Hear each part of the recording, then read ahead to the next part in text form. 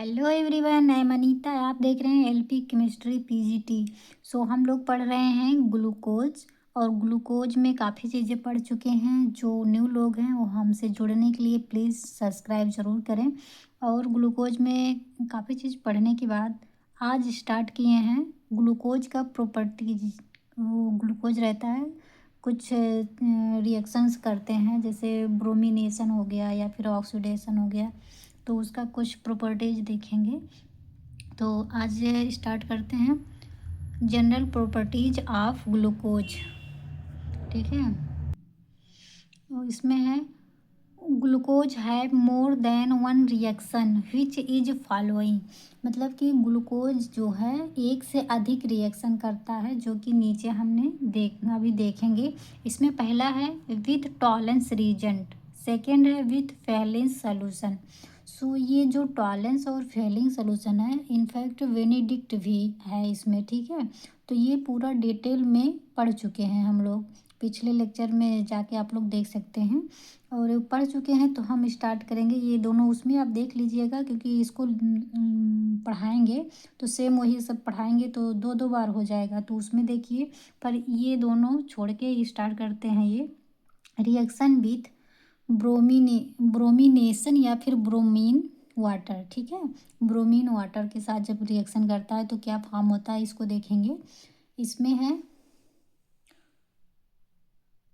देखिए, since bromine water is mild acidic take place. मतलब कि जब ब्रोमिनेशन किया जाता है ग्लूकोज का तो उसमें लेते हैं ब्रोमीन वाटर और माइल्ड एसिडिक। मतलब माइल्ड मतलब होता है बहुत कम, थोड़ा सा। मतलब ये रहेगा कि आप बोल सकते हैं डाइल्यूट एसिड लेंगे। ठीक है, ब्रोमीन लेंगे, वाटर, डाइल्यूट एसिड रहेगा। फिर क्या होगा, glucose is oxidise to gluconic acid. जो ग्लूकोज रहता है, जब हम इतना लेंगे ब्रोमीन और वाटर को, उसके बाद ग्लूकोज जो रहता है वो ग्लूकोनिक एसिड में कन्वर्ट हो जाता है।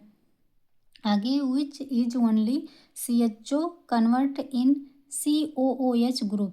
इसे हम COOH भी बोलते हैं, लेकिन अब COOH ही ज़्यादा सही है बोलने के लिए। ठीक है, तो ये COOH ग्रुप फॉर्म होता है।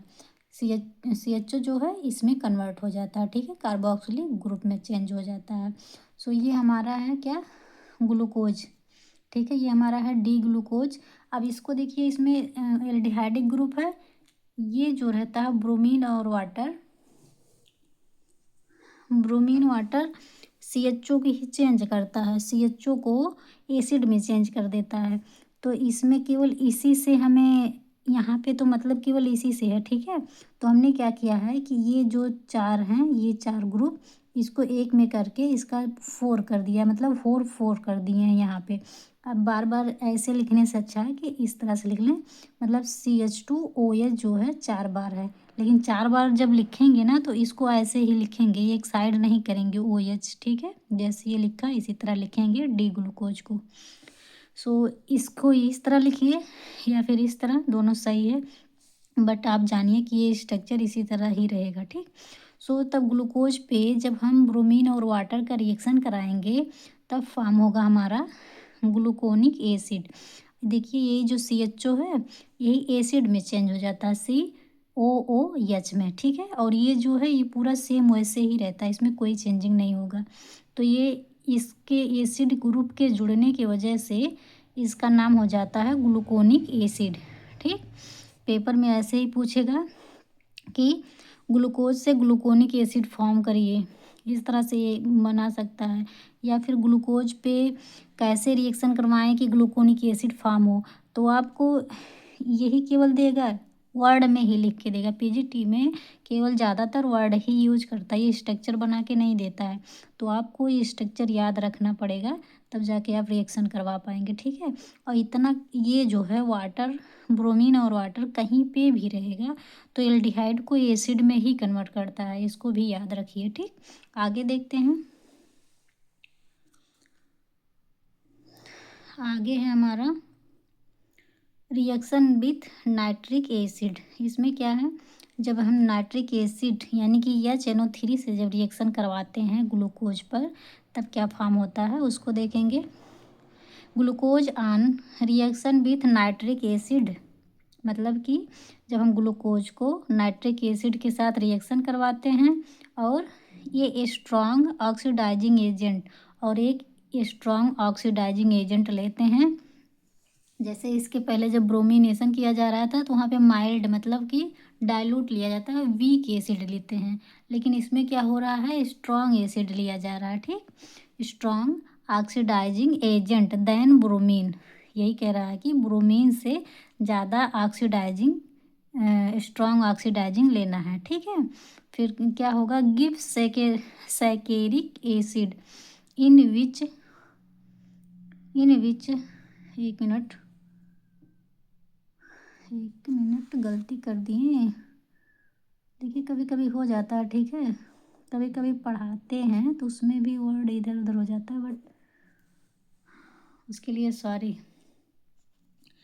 ये विच है। ठीक, हाँ देखिए तो क्या होगा, हाँ तो गिव सेकेरिक एसिड मतलब जब ग्लूकोज पर नाइट्रिक एसिड और स्ट्रॉन्ग ऑक्सीडाइजिंग एजेंट लेंगे तो वहाँ पे क्या बनेगा, हमारा सैकेरिक एसिड बनेगा।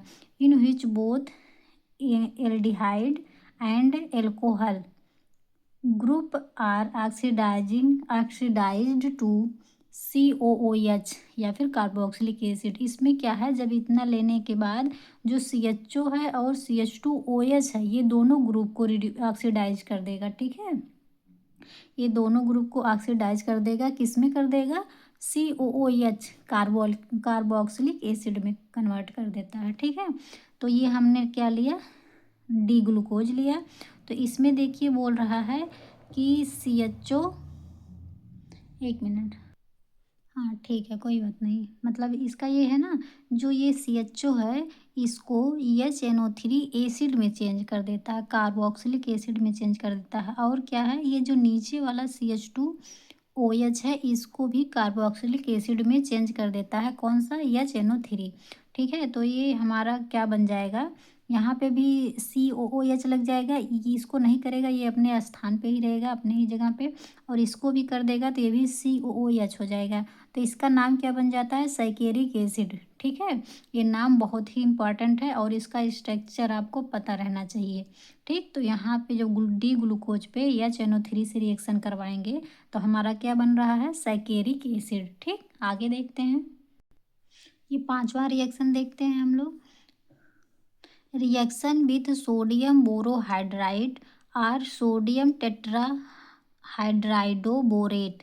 ये जो NaBH4 है इसका दो नाम है, इसी वजह से R करके लिख दिए हैं। या तो आप ये नाम से बोल सकते हैं सोडियम बोरोहाइड्राइड, या फिर इसी को हम सोडियम टेट्राहाइड्राइडोबोरेट भी बोलते हैं। ठीक, तो इतना ले लें या फिर कैटालिस्ट H2 और PD ले लें, तब भी हमारा ये रिएक्शन सेम ही होगा। ठीक है, अभी यहाँ पे कैसे हो रहा है इसको रिएक्शन करके देखते हैं।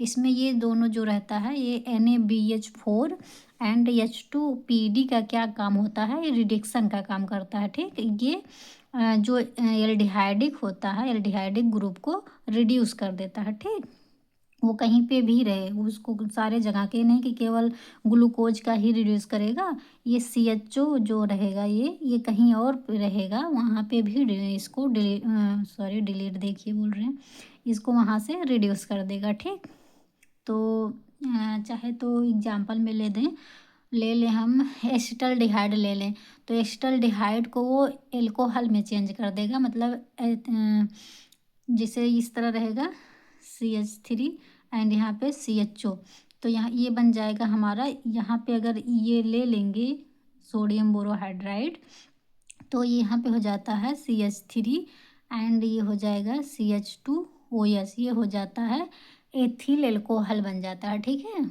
इसी तरह मतलब इसका वर्क याद रखिए, तो अगर ये वर्क याद रहेगा तो ये कहीं पे भी रहेगा, तो आप इसे सॉल्व कर सकते हैं। इसको ये ना समझिए ये ग्लूकोज में पढ़ा गया है तो किसी केवल इसी को रिड्यूस करता है, ये किसी को भी रिड्यूस करेगा, किसी को मतलब जैसे यहाँ पे एस्टल्डिहाइड लिया गया तो इसको एल्डिहाइड के पार्ट को रिड्यूस करेगा, तो एल्डिहाइड का पार्ट कहीं भी रहे उसको रिड्यूस करेगा। ठीक, सो आगे देखते हैं, मतलब ये रहेगा तब भी ये रिड्यूस करेगा। तो इसमें क्या है, glucose on reduction with NaBH4 or H2/PD gives the alcohols.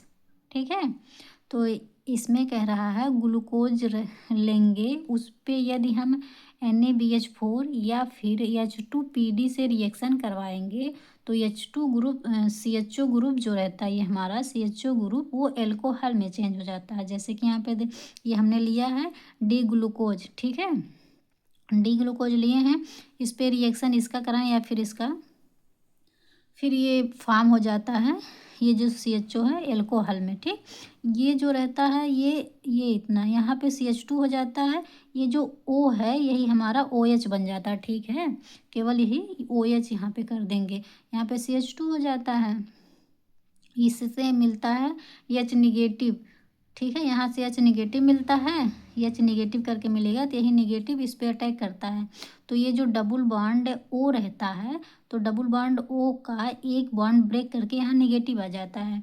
तो यहाँ पे जब निगेटिव आ जाता है तो यहाँ से फिर से ये न्यूट्रलाइज हो जाता है, निगेटिव पे H+ लग जाता है, इसके बाद यहाँ पे CH2, यहाँ पे OH बन जाता है। ठीक, इस तरह से। और ये जो है ये तो डबल बॉन्ड करके उसके बाद यहाँ से भी H+ ही ऐड होता है। ठीक है, सो ये हमारा दोनों मिलके क्या बना रहे हैं, CH2OH। अब इतना याद रखिए कि यदि CHO ग्रुप कहीं पे भी रहेगा और NaBH4 है वहाँ पे रिएक्शन करा रहा है तो CHO यानी कि एल्डिहाइडिक ग्रुप को एल्कोहल में चेंज कर देता है। वो भी ये C रहता है, ये C को नहीं गायब करता, ये जो कार्बन है ये CH2 बन जाता है, यहाँ पे H लग जाता है। ठीक, जैसे इस तरह से बना है। तो ये हमारा था डी ग्लूकोज, यहाँ से कन्वर्ट होके बन गया क्या, सॉर्बिटॉल। ठीक है, ये भी पेपर में आ चुका है, सॉर्बिटॉल नेम के आधारित क्वेश्चन आ चुका है। इसको बोलेंगे सॉर्बिटॉल और डी ग्लूसीटॉल। ठीक है, या फिर ग्लूसीटॉल भी बोलते हैं। ठीक, यहाँ से देखिए जो ऑल वर्ड जुड़ रहा है इससे ये पता चल रहा है ऑल मतलब एल्कोहल ग्रुप इसमें हो गया है। ठीक, पहले तो रहता ही है लेकिन इसके अरेंजमेंट की वजह से ग्लूकोज बोलते हैं, लेकिन यहाँ के चेंजिंग हो जा रहा है, इसी चेंजिंग का यहाँ चेंजिंग होके OH जुड़ रहा है, यही दर्शा रहा है ऑल। ठीक, सो ग्लूकोज का ये लेक्चर यहीं पे फिनिश करते हैं। अगर पसंद आया हो तो लाइक ज़रूर करिएगा, और जो न्यू लोग हमसे जुड़ने के लिए सब्सक्राइब ज़रूर करें, और सपोर्ट करने के लिए तो करिए ही, क्योंकि खुशी होती है कि हाँ जुड़ रहे हैं लोग, अभी मैं न्यू हूँ। सो जुड़िएगा ज़रूर। सो इसको यहीं फिनिश करते हैं, और इसमें काफ़ी ज़्यादा रिएक्शंस हैं, इसको हम अगले लेक्चर में कंटिन्यू करेंगे, और भी रिएक्शंस हैं, नहीं तो वीडियो ज़्यादा बड़ा हो जाएगा। सो इसमें इतना ही आज के लिए, मिलते हैं नेक्स्ट वीडियो में, तब तक के लिए बाय बाय।